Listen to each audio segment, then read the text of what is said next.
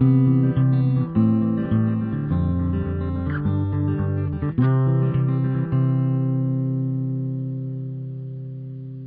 semuanya, balik lagi di channel Papan Tulis.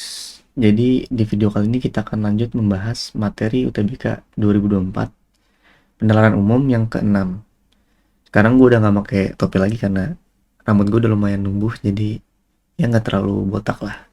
Lagi pede-pede aja. Langsung aja kita lanjut ke nomor yang pertama nih. Seperti biasa kita baca dulu soalnya. Berdasarkan paragraf 1, manakah di bawah ini pernyataan yang benar? Jadi yang ditanya pernyataan yang benar. Nih, garis bawain ya. Coba kita baca dulu nih pilihannya. Apakah bisa kita menjawab tanpa membaca soal ini nih, yang paragrafnya. Yang A, kebakaran hutan dapat terjadi sepanjang tahun. B, kebakaran hutan menyimpan potensi perbaikan tanah. Sebenarnya dari A ke B aja udah susah ya untuk kita bisa tahu jawabannya tanpa membaca paragrafnya. Jadi ini harus dibaca dulu paragrafnya. Coba kita baca ya. Kebakaran hutan dan lahan, karhutla, merupakan bencana yang terjadi hampir setiap tahun di Indonesia. Menurut Kementerian Lingkungan Hidup dan Kehutanan, karhutla yang terjadi sejak Januari hingga September 2019. Kalau misalkan menurut kalian itu ada poin-poin penting ya, garis bawain nggak apa-apa ya. Mencapai 326.724 hektar. Itu artinya Indonesia telah kehilangan hutan seluas lebih dari 430.000 lapangan sepak bola. Oh, berarti 328.724 hektar itu kira-kira setara dengan 430.000 lapangan sepak bola. Jadi bisa dibayangin tuh berapa banyak yang mengalami karhutla gitu. Lanjut, kebakaran tersebut menimbulkan kabut asap yang menurunkan kualitas udara. Jarak pandang di wilayah terdampak menjadi sangat rendah dan warga terjangkit berbagai penyakit pernafasan. Akibatnya, segala aktivitas ekonomi dan pendidikan tidak dapat berlangsung dengan semestinya. Pemerintah menaksir kerugian akibat karhutla tersebut senilai lebih dari 50 triliun. Pokoknya yang menurut kalian itu ada kata kuncinya, di garis bawain aja. Nah, dengan kita udah ngebaca, jadinya kita tahu kan nih, paragraf 1 tuh isinya tentang karhutla tersebut. Ya, yang A nih, kebakaran hutan dapat terjadi sepanjang tahun. Apakah terjadi sepanjang tahun? Sebenarnya ini salah. Kenapa? Kan dia tanya pernyataan yang benar ya. Kok pernyataan yang benar salah sepanjang tahun? Karena sepanjang tahun sama setiap tahun itu beda. Sepanjang tahun itu dia misalkan di 2019 itu setahun full itu kebakaran terus. Kalau hampir setiap tahun nih, maksudnya tuh 2017 nih ada kebakaran, tapi nggak sepanjang tahun nih, nggak satu tahun full kebakaran. Terus 2018 kebakaran, 2019 misalnya nggak, 2020 kebakaran. Nah, itu kan hampir setiap tahun terjadinya kebakaran. Beda tapi ya sama sepanjang tahun. Jadi jawabannya A itu bukan. Sekarang yang B, kebakaran hutan menyimpan potensi perbaikan tanah. Nah, apakah tadi yang paragraf 1 ngomongin kalau kebakaran hutan itu menyimpan potensi perbaikan tanah? Nggak ada kan? Jadi ini nggak juga. Nah, yang C, kebakaran hutan menyebabkan kerugian perdagangan. Tadi kita udah membaca bahwa pemerintah menaksir kerugian akibat karhutla tersebut senilai lebih dari 50 triliun. Nah, kerugian itu yang 50 triliun kan kita bisa bilang itu adalah sebuah kerugian perdagangan kan. Nih, akibatnya segala aktivitas ekonomi dan pendidikan. Aktivitas ekonomi itu kan salah satunya adalah perdagangan. Ini kemungkinan benar ada gitu. Kita keep dulu. Lanjut yang D. Kebakaran hutan menyebabkan berbagai penyakit menular. Tadi bener sih bilangnya ada penyakit nih, mana tadi? Nah, terjadi sangat rendah dan warga terjangkit berbagai penyakit pernafasan. Berbagai penyakit pernafasan. Iya, penyakit pernafasan, tapi di sini nggak dibilang penyakit yang menular gitu loh. Jadi kalau misalkan kita bilang penyakit menular itu salah. Kalau misalkan mungkin di sini penyakit doang, masih mungkin gitu loh, karena ya nggak terlalu jauh gitu konteksnya penyakit sama penyakit pernafasan. Karena kan penyakit pernafasan itu ya salah satu penyakit itu. Jadi ini salah juga. Sekarang yang E, kebakaran hutan menyimpan potensi perbaikan kualitas udara. Ini juga salah ya. Ini juga nggak diomongin di paragraf yang pertama. Jadi enggak lah. Bahkan dia bilangnya malah menurunkan kualitas udara gitu. Jadi ini enggak. Jadi jawaban yang benar adalah yang C. Lanjut ya. Nomor 2, masih sama ngomongin paragraf pertama. Berdasarkan paragraf pertama, jika tidak ada kabut asap tebal dan kualitas udara cukup baik, manakah di bawah ini simpulan yang benar? Nah, kadang kita suka terkecoh nih. Misalkan kita baca sekilas, jika tidak ada kabut asap tebal dan kualitas udara cukup baik, kita ngeliat nih di paragraf pertama. Kebakaran tersebut menimbulkan kabut asap yang menurunkan kualitas udara. Habis itu kalimat selanjutnya, jarak pandang di wilayah terdampak menjadi sangat rendah dan warga terjangkit berbagai penyakit pernapasan. Itu kan kita mikirnya kayak, oh mereka tuh dapat penyakit pernapasan dari polusi udara nih. Nah, di sini nih biasanya bakal mikir langsung ke yang nomor C nih, yang pilihan C, kebakaran hutan tidak menimbulkan polusi udara. Sebenarnya itu salah ya. Jadi ini simpulan yang benar itu kita harus perhatiin dengan seksama gitu loh. Ini lebih ke silogis sih masuknya.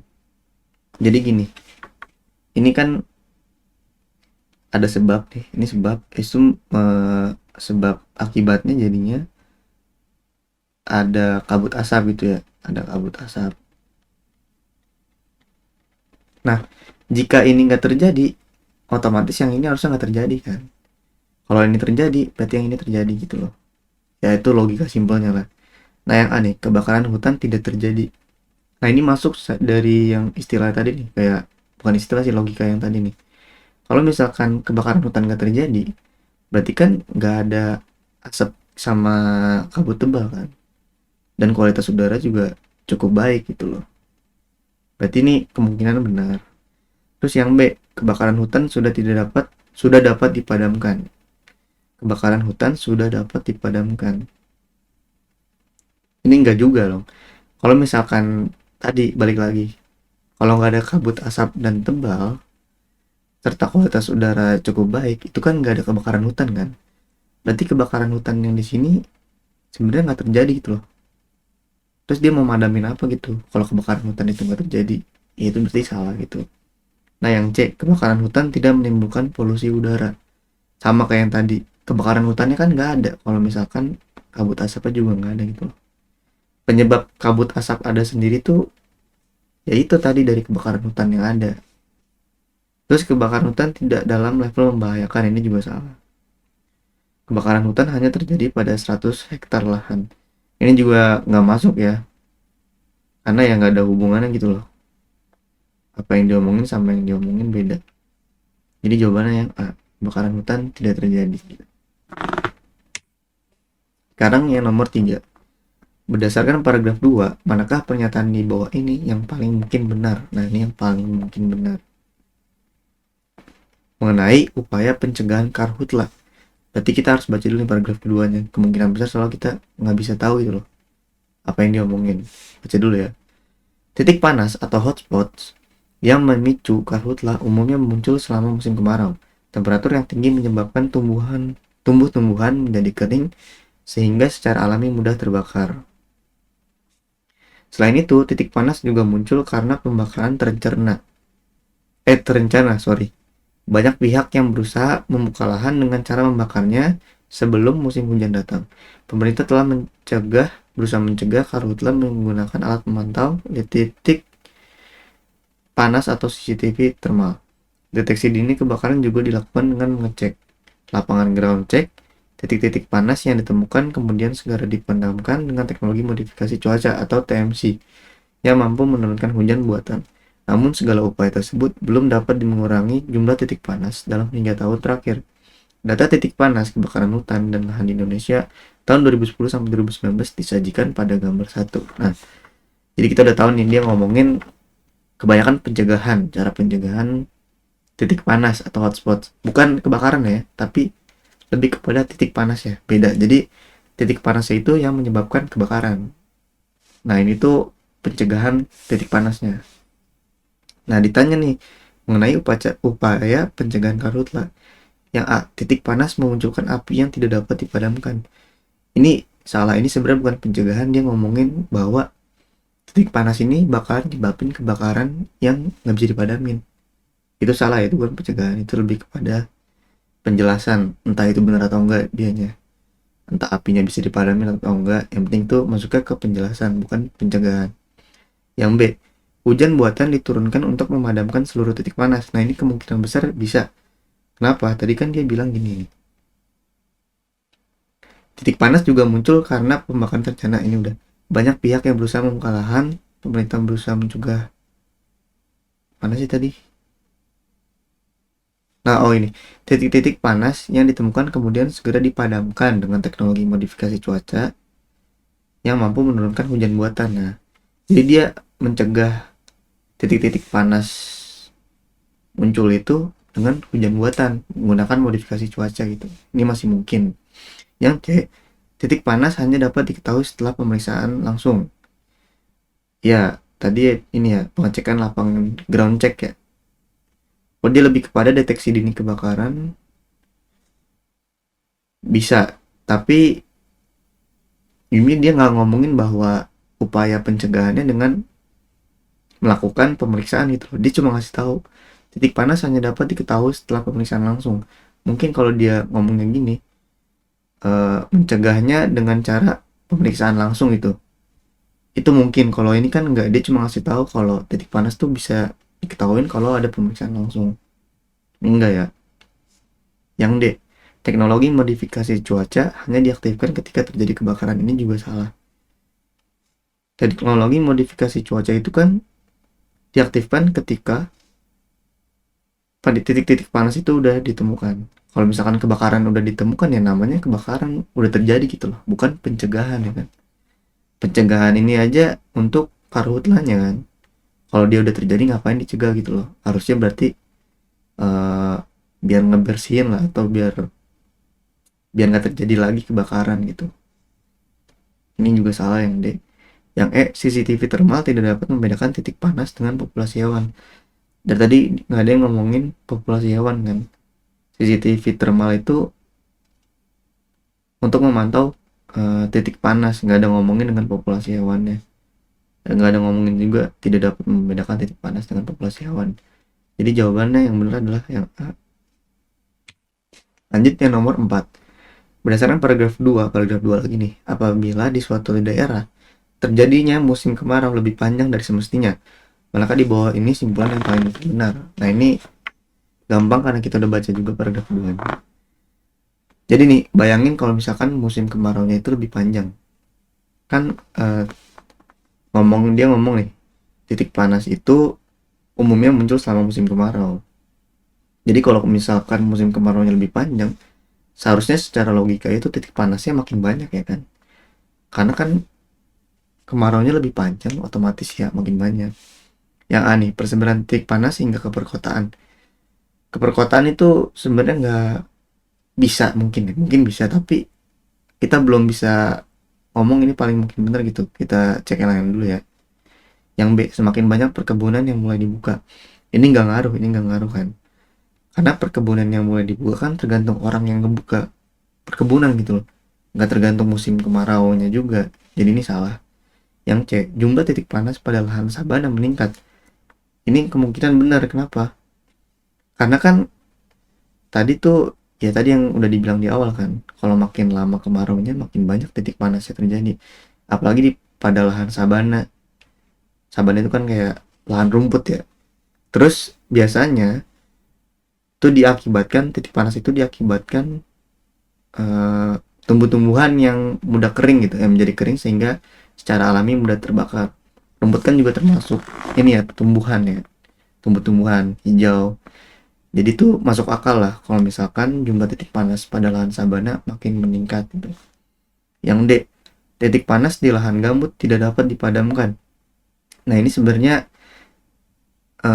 mungkin tapi nggak mungkin juga, gimana tuh? Karena dia ngomong tidak dapat dipadamkan.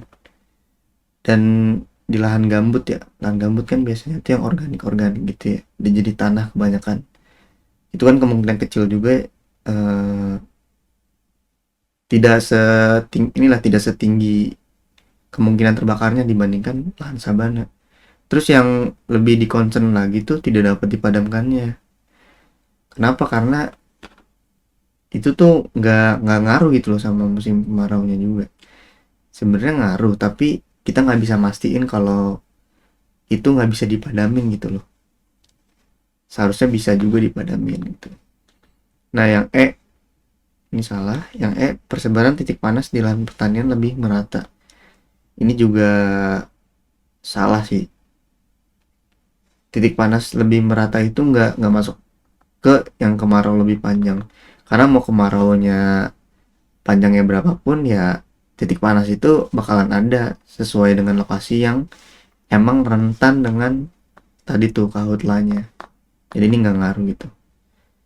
Yang lebih masuk akal adalah makin meningkat jumlah titik panasnya. Jadi jawabannya yang C. Sekarang yang nomor 5. Berdasarkan gambar 1, pada tahun berapakah kemunculan titik panas paling sedikit? Gambar 1 nih, kita lihat nih gambar 1 nih. Tahun berapa kemunculan titik panas paling sedikit? Nah, ini kita lihat aja nih. Ini yang vertikal atau yang naik gitu. Bukan ke samping ya, tapi ke atas gitu. Itulah titik panasnya.